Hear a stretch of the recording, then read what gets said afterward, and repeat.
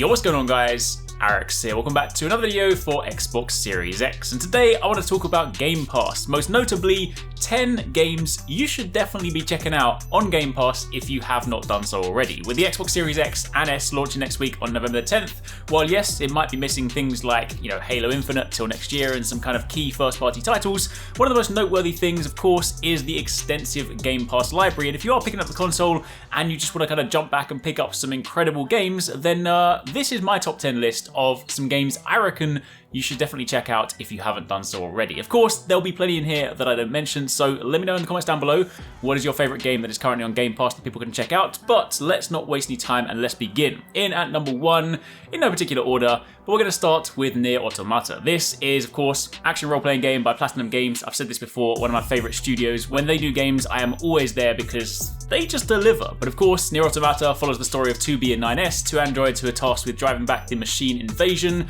But the game itself, if you've heard anything about it, is known for its in-depth, branching storyline requiring multiple playthroughs to get the full picture if you really want to, features fast-paced, hack-and-slash style combat, and even if you only do one of the playthroughs, the gameplay in this game is just incredible. So if you haven't picked it up, the fact that it's on Game Pass is just, you basically have no excuse.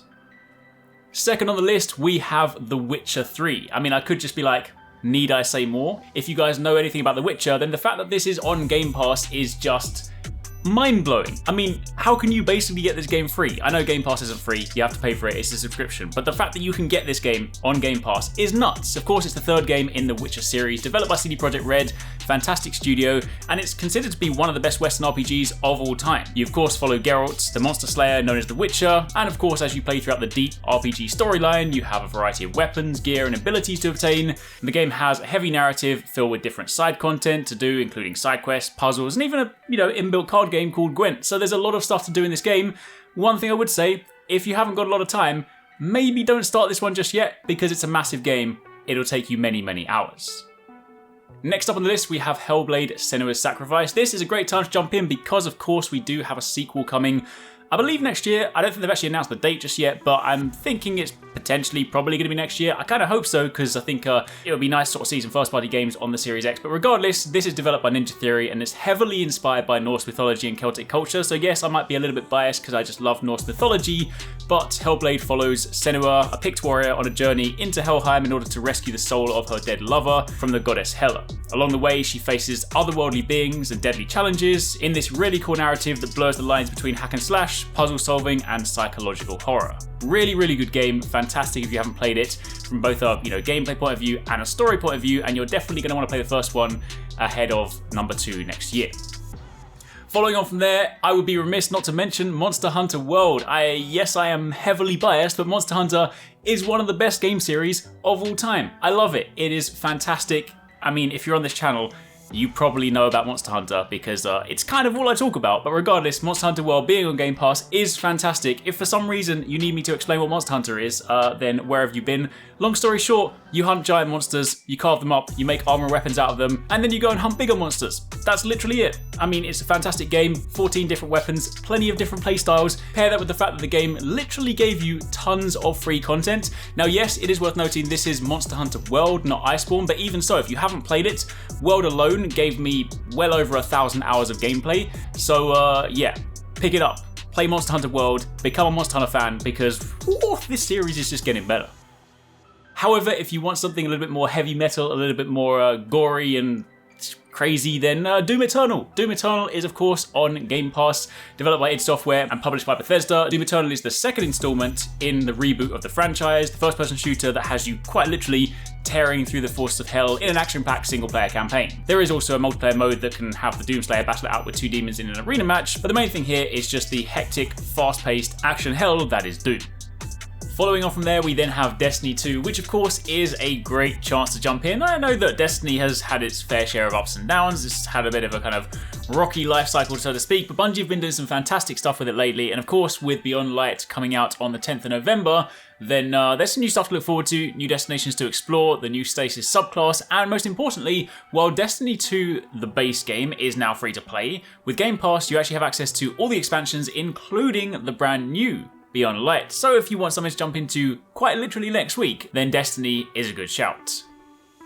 Moving on from there, one for the Batman fans out there, Batman Arkham Knight is a fantastic game. Like the whole Arkham Knight series are some of the best Batman games that we've ever had. Batman Arkham Knight, of course, is the action-adventure game developed by Rocksteady, published by Warner Brothers, and in the 4th installment in the Arkham series, you again take on the role of the Caped Crusader himself, exploring the world of Gotham, utilising your various gadgets, iconic Batmobile, and all your crazy combat to get the job done. But Rocksteady are a fantastic studio, and they basically brought Batman to life in a way that he hasn't really been brought to life before, so if you haven't played any of these games, then Arkham Knight on Game Pass, great chance.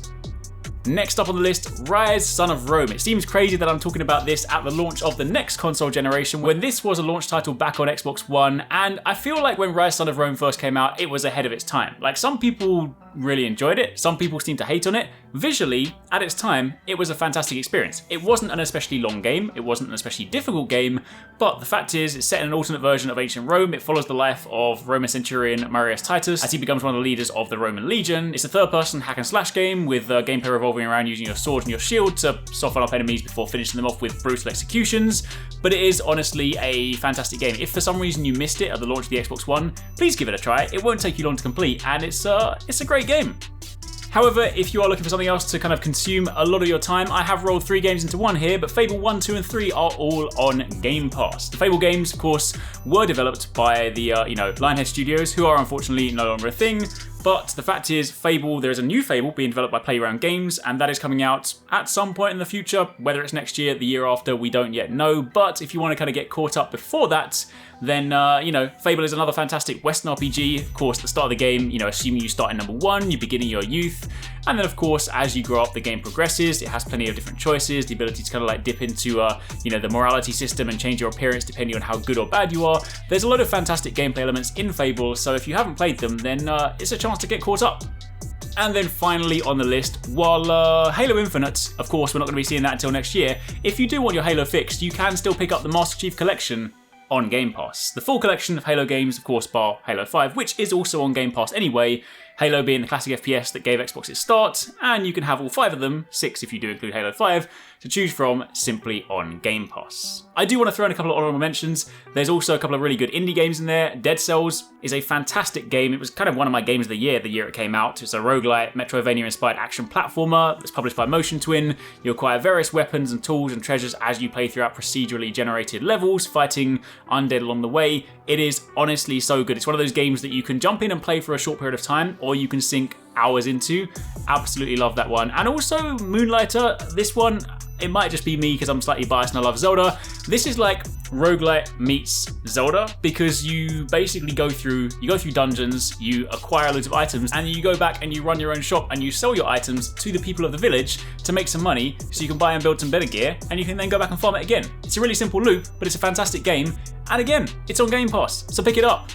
But anyway, for the time being, that's it. That's my list of games that I recommend you check out if you have Game Pass. If you've got the Series X, you've got the Series S, or heck, even if you've got the Xbox One X and you're just looking for some games to play, those are some things to check out. Thanks so much for watching, guys. I hope you enjoyed that video. Don't forget, if you haven't already done so, you can join the HyperX Gaming Discord. We've got an awesome community over there with so many different channels for you to chat loads of different topics and different games. I'm in there, the team's in there. If you guys want to chat with us, find people to play with, it's just in general a great place to be. And of course, if you enjoyed this video, don't forget to turn on those notifications so you don't miss any of our future uploads.